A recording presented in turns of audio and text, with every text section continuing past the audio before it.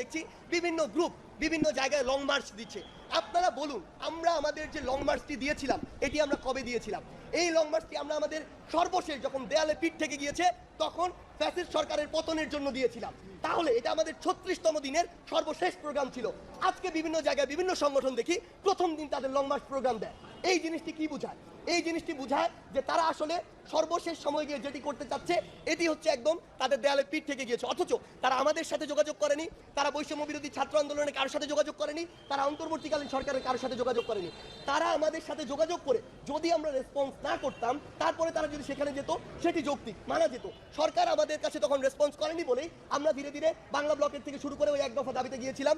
কিন্তু তারা আজকে যেগুলো করছে এটি কখনোই কাম্য নয়, যৌক্তিক নয়।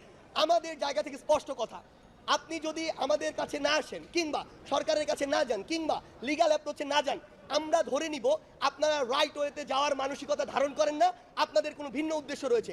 এবং আমরা এটি আপনাদের বলে দিচ্ছি, সেই উদ্দেশ্য নিয়ে আপনারা যদি প্রশ্নবিদ্ধ কোনো কর্মসূচিতে যান তাহলে পরবর্তীতে কোনো অপ্রত্যাশিত সিচুয়েশনে আপনারা আমাদের সহযোগিতা পাবেন না, এটি আমরা আমাদের জায়গা থেকে স্পষ্ট করে বলে দিচ্ছি।